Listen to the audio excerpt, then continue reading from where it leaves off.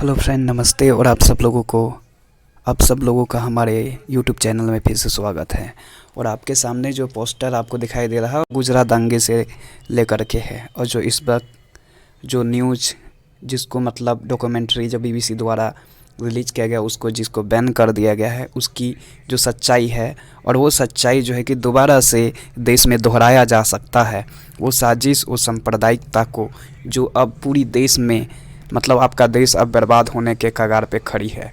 अब इसमें बहुत जल्दी मतलब इसके लिए चाल या साजिश रची जा रहे सारे मतलब सिस्टम या फिर सारे एक्टिविटी की तैयारी चल रही है। तो आप सभी लोग ये जो तस्वीरें देख रहे हैं इसको ध्यान से देखिए, और इस वीडियो को जो अभी आप देखेंगे इस वीडियो को पूरी तरह से देखिएगा, पूरी फुल वीडियो आप देखिएगा, ताकि आपको पता चले कि आपके देश के अंदर क्या क्या होने जा रहा है। आपका देश बर्बाद और आपकी जीवन और आपके पूरी समाज अब किस तरह से विभाजन के कगार में जा कर के अब बर्बादी के राहों पर खड़ी हो गई है। तो फ्रेंड, आप इस वीडियो को देखिए। बयान देते हुए कहा कि यह एक प्रोपेगेंडा पीस है, इसका मकसद एक खास तरह के नैरेटिव को पेश करना है। बीबीसी की इस डॉक्यूमेंट्री में ऐसा क्या है कि भारत सरकार इसे भारत में दिखाने ही नहीं देना चाहती। पहले इसे यूट्यूब से हटाया गया और फिर बाद में जब लोगों ने इस डॉक्यूमेंट्री की लिंक्स शेयर करते हुए ट्वीट्स किए तो ट्विटर से भी उन्हें ब्लॉक करा दिया गया। आखिर क्या है ऐसा बीबीसी की रिपोर्ट में जिससे सरकार इतनी परेशान हो गई कि भारत के आम लोगों को वो वीडियोज देखने ही नहीं देना चाहती? आखिर ऐसा कौन सा सच है जिसे मोदी देश के लोगों तक पहुंचने नहीं देना चाहते? गुजरात दंगों में आखिर मोदी की भूमिका इतनी संदिग्ध क्यों थी कि जब भी गुजरात दंगों का जिक्र होता है मोदी सवालों से भागने लगते हैं? आज के इस एपिसोड में इन्हीं तमाम सवालों के जवाब तलाशेंगे और जानेंगे कि आखिर कौन थे गुजरात दंगों के असली गुनहगार जिनकी वजह से गुजरात में 3000 से अधिक लोगों को अपनी जान गंवानी पड़ी, वो भी सिर्फ कुछ लोगों के राजनीतिक फायदे के लिए। नमस्कार, मैं श्यामीरा सिंह। उससे पहले कि गुजरात दंगों में मोदी की भूमिका पर बात करें, पहले गुजरात दंगों में हुए उन बड़े बड़े नरसंहारों के बारे में बात करते हैं जिन्हें सुनकर आप गुजरात दंगों में हुई दरिंदगी को शायद कुछ हद तक समझें। गुजरात दंगों को गुजरात दंगे कहना ही हजारों पीड़ितों के साथ अन्याय है, क्योंकि दंगे दो समूहों के बीच में होते हैं जब दो समूह आपस में भिड़ जाते हैं। लेकिन गुजरात दंगों में दो पक्ष थे ही नहीं, वहां सिर्फ एक ही पक्ष था, एक ही समूह था जो जगह जगह घरों में घुसकर लोगों को मार रहे थे, और एक दूसरा समूह था जो अपनी जान बचाने के लिए भाग रहा था और रास्तों में पकड़कर भी जो मार दिए गए। इसलिए गुजरात दंगों को दंगे कहना गलत है, ये नरसंहार थे। इनका सही नाम गुजरात के दंगे नहीं, गुजरात के नरसंहार है। दरअसल गुजरात दंगों के लिए पहले से ही गुजरात में माहौल तैयार किया जा रहा था। गोधरा कांड तो उसके लिए सिर्फ चिंगारी की तरह काम किया। उससे पहले ही आरएसएस के संगठनों जैसे बजरंग दल और विश्व हिंदू परिषद ने पूरे राज्य में सांप्रदायिक तनाव के लिए माहौल बनाया हुआ था। गोधरा में जिस ट्रेन के साथ घटना हुई उस ट्रेन की यात्रा के बारे में ही जान लेंगे तो पता चल जाएगा कि उस वक्त में विश्व हिंदू परिषद ने राज्य में किस तरह का माहौल बनाया हुआ था। गोधरा कांड और गुजरात दंगों की जांच करने वाले कंसर्न सिटीजन ट्रिब्यूनल की रिपोर्ट में भी इन घटनाओं का जिक्र है। इस रिपोर्ट के अनुसार साबरमती एक्सप्रेस 22 फरवरी के दिन अहमदाबाद से अयोध्या जाने के लिए निकली थी। इसमें सैकड़ों कार सेवक सवार थे। गोधरा से करीब 80 किलोमीटर दूर दाहोद रेलवे स्टेशन पर कार सेवकों ने एक मुस्लिम दुकानदार के साथ मारपीट की और बाकी दुकानें भी तोड़ डाली। इसके अलावा अयोध्या पहुंचने से पहले ही रुदौली और दरियाबाद स्टेशन के बीच भी कार सेवकों ने मुस्लिम यात्रियों, महिलाओं और बच्चों पर हमले किए।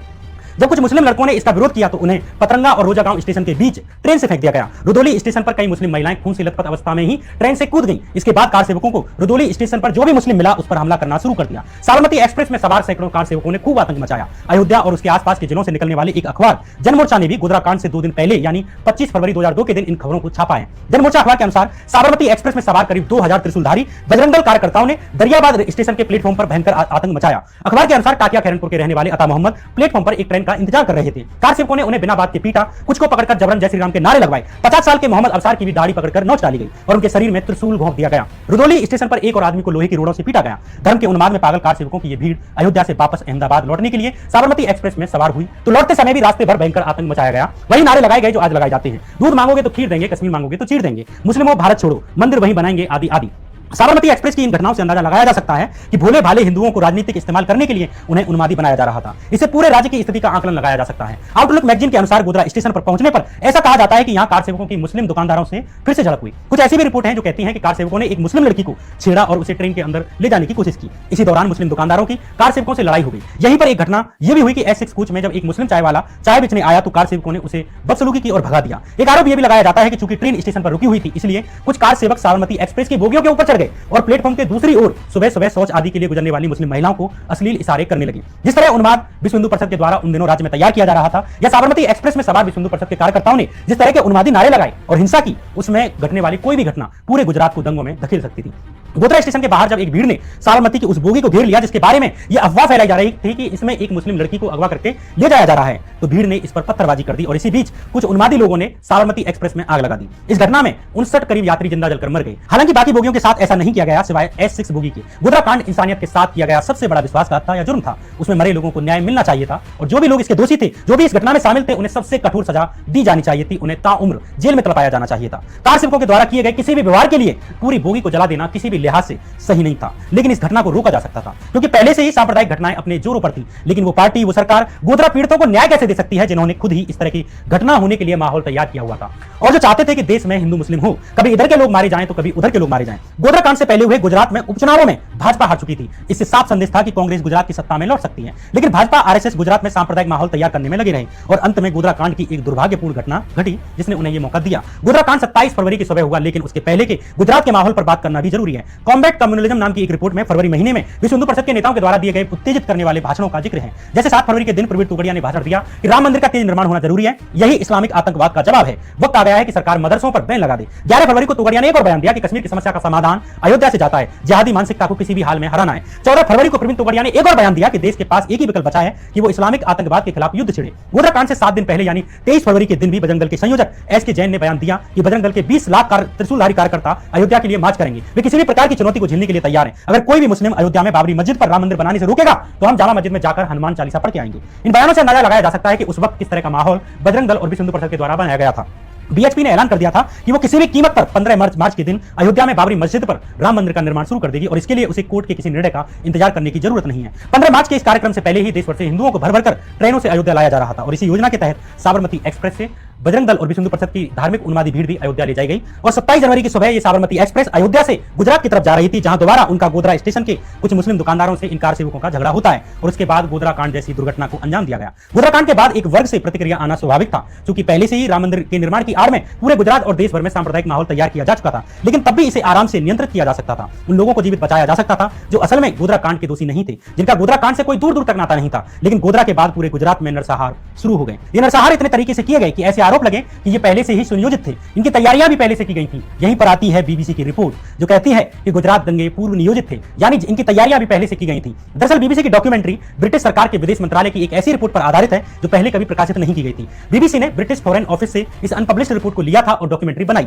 इस रिपोर्ट में यानी कि इस डॉक्यूमेंट्री में गुजरात दंगों में हुए कम से कम 2000 लोगों की मौत पर सवाल उठाए गए। ब्रिटिश विदेश विभाग की रिपोर्ट का दावा है कि मोदी साल 2002 में गुजरात में हिंसा का माहौल बनाने के लिए प्रत्यक्ष रूप से जिम्मेदार थे, यानी इन दंगों में मोदी खुद सीधे तौर पर जिम्मेदार थे। ब्रिटिश सरकार की रिपोर्ट के अनुसार यह हिंसा विश्व हिंदू परिषद के द्वारा पहले से ही पूर्व नियोजित, संभवतः महीनों पहले से थी। रिपोर्ट के अनुसार 27 जनवरी को हुए गोधरा कांड ने उन्हें एक बहाना दे दिया। अगर गोधरा कांड ना होता तब भी वे कोई दूसरा मौका ढूंढ लेते। यूके सरकार की यह रिपोर्ट गुजरात दंगों के प्री प्लान्ड होने को लेकर एविडेंस भी देती है। इस रिपोर्ट के अनुसार पुलिस के संपर्कों ने इस बात की पुष्टि की कि मुस्लिमों के घरों और बिजनेस को टारगेट करने के लिए कंप्यूटराइज्ड लिस्ट का इस्तेमाल किया गया। इसमें मुस्लिमों के दुकानों और मकानों के बारे में पहले से ही जानकारियां थी, जिससे साफ होता है कि वे पहले से ही हिंसा के लिए तैयारियां कर रहे थे। ये बातें ब्रिटिश सरकार की उस अनपब्लिश्ड रिपोर्ट में कही गई हैं, जिनके आधार पर बीबीसी ने डॉक्यूमेंट्री बनाई। जिस दिन गोधरा कांड हुआ उसी शाम विश्व हिंदू परिषद ने गुजरात बंद का ऐलान कर दिया और अगले ही दिन गुजरात बंद के दौरान अहमदाबाद के नरोदा पाटिया में बजरंग दल और विश्व हिंदू परिषद की भीड़ पहुंच जाती है। नरोदा पाटिया के लोगों का गोधरा कांड से दूर दूर तक कोई नाता नहीं था, सिवाय इसके कि वे मुस्लिम धर्म से ताल्लुक रखते थे। ये मुस्लिम प्रवासियों की बस्ती थी जिसमें अधिकतर गरीब मजदूर रहते थे, जिनका काम मजदूरी था और अपने बच्चों को पालना था। लेकिन बजरंग दल और विश्व हिंदू परिषद की भीड़ ने इन बेगुनाह मुस्लिमों की, इन बेगुनाह मजदूरों की बस्ती पर हमला कर दिया और एक दो लोग नहीं बल्कि कुल 150 से अधिक लोग मारे गए। तहलका स्टिंग ऑपरेशन में एक गवाह ने एक कुएं को दिखाते हुए बताया कि इन गुंडों ने मुस्लिमों को जलाकर इस कुएं में फेंक दिया और जिनमें अधिकतर महिलाएं थी। सरकारी आंकड़ों की ही बात करें तो सुबह करीब 9 बजे से शुरू हुआ यह नरसंहार करीब रात के 8 बजे तक चलता रहा। इस दौरान महिलाओं के रेप किए गए, वो भी सबके सामने किए गए और उन्हीं रेप पीड़िताओं को रेप करने के बाद वहीं जिंदा जला दिया गया। इस नरसंहार में कुल 97 मुस्लिमों की हत्या कर दी गई। इनमें से 36 महिलाएं थी, 35 छोटे छोटे बच्चे थे और 26 पुरुष थे। नरोदा पाटिया के मामले पर ह्यूमन राइट्स वॉच नाम के इंटरनेशनल एनजीओ ने भी ग्राउंड पर जाकर रिपोर्ट की, जांच की। ह्यूमन राइट्स वॉच की इस रिपोर्ट के अनुसार नरोदा पाटिया में दरिया खान घुम्मट कैंप नाम की एक जगह है, जहां पर एक सामूहिक कब्र स्थित है। इस सामूहिक कब्र में 61 लोगों को यहां एक साथ दफनाया गया, जिनमें 34 महिलाएं और 27 बच्चे थे। इनमें से किसी का भी गोधरा कांड से दूर दूर तक कोई संबंध नहीं था। इस कब्र के पास ही एक कब्र खोदने वाले ने ह्यूमन राइट्स वॉच को बताया कि करीब 3 महिलाएं ऐसी थीं जो गर्भवती थीं, जिनके पेट काटकर उनके भ्रूण निकाल दिए गए। अजन्मे बच्चे अपनी मां के पेट से लटके हुए थे, उन्हें मां के पेट से दोबारा सटाकर दफनाया गया। यह हालात नरोदा पाटिया की थी। पूरे 10 घंटे तक नरसंहार चलता रहा। पुलिस के कॉल पर कॉल जाते रहे। पुलिस की मौजूदगी में ही नरोदा पाटिया हुआ। इस नरसंहार का मुख्य आरोपी और बजरंग दल का नेता बाबू बजरंगी तहलका के स्टिंग ऑपरेशन में बड़ी शान से बता रहा है कि कैसे उसने मुस्लिम महिलाओं के पेट को चीरकर अजन्मे बच्चों को बाहर निकाल दिया। इस स्टिंग ऑपरेशन में बाबू बजरंगी नरेंद्र मोदी को भी धन्यवाद देता है और कहता है कि जो गुजरात के लिए नरेंद्र भाई मोदी ने किया वो कोई और नहीं कर सकता था। पुलिस सामने खड़ी रही और हमने मुसलमानों की हत्याएं की। अगर मोदी ना होते तो हम ये कभी ना कर पाते। पुलिस इतनी अधिक थी कि हमें नरोदा पाटिया में घुसने भी नहीं देती। इतना सारा पुलिस फोर्स था, लेकिन हमें रोका नहीं गया। बाबू बजरंगी ने यह भी कहा कि जब मुसलमानों का नरसंहार हो गया उसके बाद पुलिस कमिश्नर आया और बोला मौतों की संख्या बहुत अधिक हो गई है, मेरे लिए मुश्किल होगी, इसलिए लाशों को अलग अलग जगह भिजवा दिया और अलग अलग जगहों पर उनकी मौत दिखाकर पोस्टमार्टम किए गए। जिस जोन में नरोदा पाटिया आता है उस जोन के डीसीपी थे पीबी गोंडिया। गोंडिया के वक्त ही नरोदा पाटिया में नरसंहार हुआ था। जैसे माया कोरनानी पर आरोप लगा, जो कि भाजपा की मंत्री रही, कि उन्होंने लोगों को दंगों के लिए उकसाया, वैसे ही एसआईटी ने 2010 में जारी होने वाली अपनी प्राइमरी रिपोर्ट में कहा कि गोंडिया मुस्लिमों के नरसंहार होने के दोषी हैं। उन्होंने मुस्लिमों को नरसंहार को होने दिया, इसके बावजूद उन पर कोई एक्शन ही नहीं लिया गया। एक्शन लेना तो दूर, उनका प्रमोशन किया गया, उनको सिविल डिफेंस का जॉइंट डायरेक्टर बना दिया गया। एसआईटी ने कहा कि अगर गोंडिया ने जिम्मेदारी निभाई होती तो सैकड़ों मुसलमानों को बचाया जा सकता था। नरोदा पाटिया की तरह ही बेस्ट बेकरी कांड का मामला है। दरअसल बेस्ट बेकरी एक दुकान का नाम था। दंगों के दौरान 14 लोग इस दुकान में अपनी जान बचाने के लिए छुपे हुए थे, लेकिन इन 14 लोगों को इस दुकान में ही जिंदा जला दिया गया। मरने वालों में 11 मुसलमानों के अलावा 3 हिंदू भी थे। ये 3 हिंदू उस दुकान में ही काम करते थे और अपनी जान बचाने के लिए छिपे थे। इस मामले की मुख्य गवाह थी जाहिरा शेख। जाहिरा शेख के पूरे परिवार को इस दंगे में जला दिया गया। ऐसे ही जाकिया जाफरी का मामला है। जाकिया जाफरी अपने पति एहसान जाफरी के साथ अहमदाबाद शहर की गुलबर्ग सोसाइटी में रहती थी। एहसान जाफरी कांग्रेस के पूर्व सांसद थे। गोधरा कांड के बाद अगले दिन जब दंगे शुरू हुए तो गुलबर्ग सोसाइटी के बाहर बड़ी संख्या में लोग इकट्ठा हो गए। सैकड़ों की भीड़ ने इस सोसाइटी के गेट को तोड़ दिया और पत्थर और पेट्रोल बम बरसाना शुरू कर दिया। दंगाई भीड़ ने इन बेगुनाहों के घर में आग लगाना शुरू कर दिया, जिनका गोधरा कांड से दूर दूर तक कोई मतलब नहीं था। करीब 35 लोगों को वहीं जिंदा जला दिया गया। न बच्चों को छोड़ा गया, न महिलाओं को छोड़ा गया, न बूढ़ों को। गुलबर्ग सोसाइटी के करीब 69 लोगों की हत्या कर दी गई। ये भीड़ गोधरा में जिंदा जलाए गए 59 हिंदुओं का बदला लेना चाहती थी, लेकिन ले किससे रही थी? किसी के किए हुए की सजा किसी और को दी जा रही थी। ऐसे ही दाहोद जिले में भी एक ही परिवार के 14 लोगों की नृशंसतापूर्वक हत्या कर दी गई। इस मामले को बिल्किस बानो के नाम से जाना जाता है। 19 साल की बिल्किस बानो किचन में खाना बना रही थी, तभी उसकी चाची ने हड़बड़ाते हुए आकर कहा कि भागो, हमारे घरों में आग लगाई जा रही है। घबराई बिल्किस अपनी 3 साल की बेटी सालेहा को लेकर घर से भागने के लिए निकल आई। बिल्किस उस वक्त 5 महीने की गर्भवती भी थी। बिल्किस के साथ उसकी मां, छोटे छोटे बच्चों और 2 पुरुषों समेत 17 लोगों का समूह था। ये लोग एक गांव से दूसरे गांव छुपते छुपाने भाग रहे थे। ऐसे ही एक कच्चे रास्ते से भागने के दौरान 2 ट्रकों में लगकर आ रही एक भीड़ ने इन्हें देख लिया। मजहबी उन्माद में पागल ये भीड़ हाथों में तलवार और हांसिया जैसे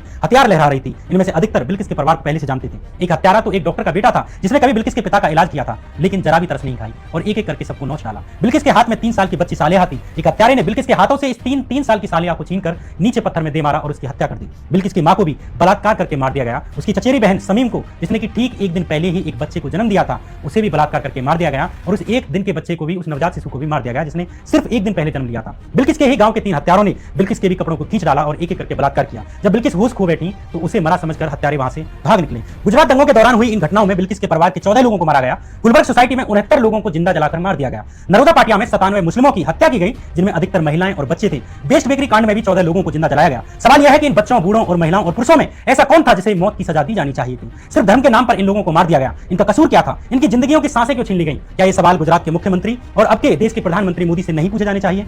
गोधरा कांड के एक एक दोषी को सड़क पर खड़े करके सजा दी जानी चाहिए, लेकिन इन लोगों को क्यों सजा दी गई? क्या अपराध किया था इन्होंने? ये बात हिंदू मुसलमान की नहीं है। हिंदू और मुसलमान होकर मत देखिए, ये देखिए कि इसके लिए असल में दोषी कौन था। दरअसल इसके दोषी इस देश में हिंदू और मुसलमान के नाम पर की जा रही राजनीति है। जब भी किसी नेता को हिंदू मुसलमान में अंतर करते देखो, समझ जाना कि वही इन नरसंहारों का असली दोषी है, जिसकी नींव 1990 में राम मंदिर आंदोलन के नाम पर रखी गई। पवित्र राम मंदिर से किसी भी हिंदू को या मुसलमान को कोई तकलीफ नहीं है, लेकिन जब मंदिरों और मस्जिदों का उपयोग अपनी राजनीति के उदय के लिए किया जाने लगे तो समझ जाइए ये एक दिन समाज में नरसंहारों को पैदा करेगा। हम लास्ट में ये देखते रह जाते हैं कि दोषी कौन है, अपराधी कौन है, किसने पहले पत्थर फेंका, किसने आग लगाई, जबकि इस साइकिल को नजरअंदाज कर देते हैं जो दंगों के लिए परिस्थितियां पैदा करती है। गोधरा कांड एक तत्कालिक बहाना बना उन लोगों के लिए जिन्हें इस देश को दंगों में धकेलना था, जो बीते महीनों से गुजरात में सांप्रदायिक तनाव पैदा करने के लिए दिन रात लगे हुए थे। एक घटना के बाद पूरा गुजरात न जलता अगर उसके लिए अलग अलग जिलों में पहले से ही सांप्रदायिकता का बारूद जमाना होता। हमारे अंदर की नफरत को संतुष्ट करने के अलावा इस दंगे ने हमें कुछ नहीं दिया, लेकिन इसने एक वक्त के लिए पूरे गुजरात को उजाड़ दिया। साल 2005 में सरकार ने गुजरात दंगों के आधिकारिक आंकड़े जारी किए। इन सरकारी आंकड़ों के अनुसार गुजरात दंगों में करीब 1044 लोगों की जान गई। इनमें से 790 मुस्लिम और 254 हिंदू थे। इसके अलावा 223 लोग ऐसे थे जिनका पता नहीं लगा जा सका